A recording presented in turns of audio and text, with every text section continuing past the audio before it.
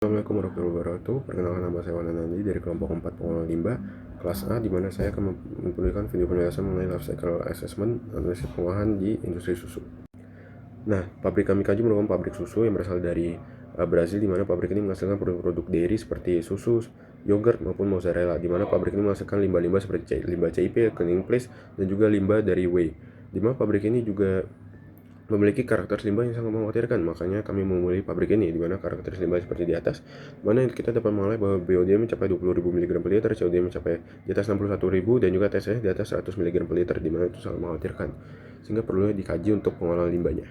Nah, analisis atau boundary system dari identifikasi ini menggunakan pendekatan Cradle to Gate yang berasal dari ISO 14040 yang dirilis pada 2016, yang menelusuri dampak dari hulu hingga produk siap jual tidak termasuk fase konsumsi, di mana dibagi menjadi 3 subsistem. Subsistem pertama mencakup input dan transportasi bahan baku.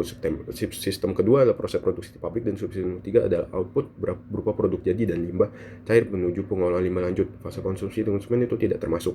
Lanjut ke analisis regulasi limbah. Jadi kami menganalisis dengan parameter, yaitu Permen LHK tahun 2014 nomor 5, di mana hasilnya sangat mengkhawatirkan dengan BOD yang seperti data, dan juga pokoknya dari bahan baku mutu limbahnya itu sangat mengkhawatirkan dan sangat jauh sekali dengan parameter yang ditetapkan oleh Permen LHK tersebut.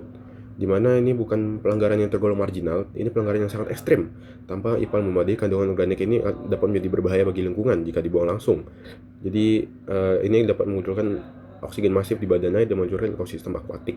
Inilah yang menjadikan pengolahan limbah itu sangat penting sebagai isu sentralis di analisis kami. Sekarang sudah tahu dengan regulasi limbahnya, selanjutnya kita ke analisis LCA. Apa itu LCA? Itu adalah metode ilmiah untuk menilai dampak lingkungan dari suatu layanan atau proses secara menyeluruh. Jadi analisis mencakup seluruh siklus hidup, mulai dari ekstraksi bahan baku hingga produksi, distribusi, dan penggunaan hingga pembuangan akhir atau daur ulang.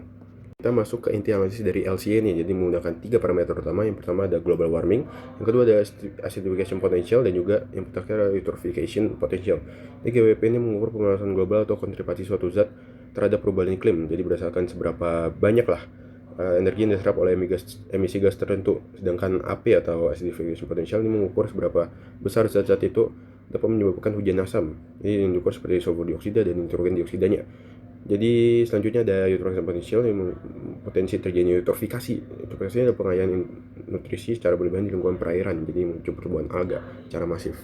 Nah, seperti grafik di produk di atas, keju mozzarella dan mentega ini memiliki dampak tertinggi di ketiga kategori tersebut, karena keduanya membutuhkan susu segar paling banyak, di mana keju itu memerlukan sekitar 10,3 kg dari per kg produknya. Sebaliknya, yogurt dan susu pasteurisasi ini memiliki dampak terendah karena proses konversi atau susu segar yang dibutuhkan itu lebih rendah.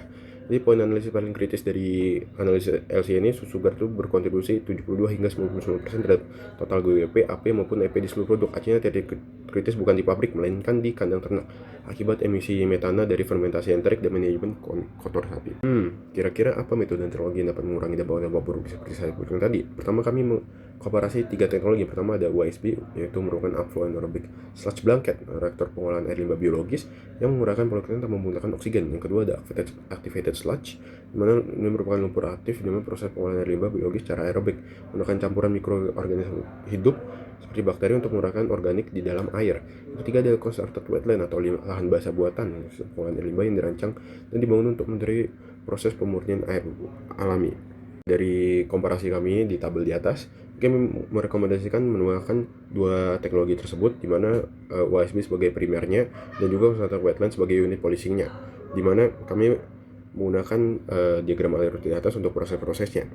Untuk proses awalnya, di mana dari limbah cair tersebut dimasukkan ke dalam UASB, di mana UASB ini akan menghasilkan produk berupa biogas dan juga effluent dari UASB, di mana COD-nya tergantung 200 sampai 500. Nah, itu tentunya belum sangat bagus untuk langsung dibuang, di mana kami harus menggunakan unit polishing seperti constructed wetland, di mana constructed wetland ini bekerja untuk mengurangkan COD dan BOD tersebut sehingga didapatkan effluent terakhirnya itu COD-nya di bawah 100 dan juga BOD-nya di bawah 50 mg per liter.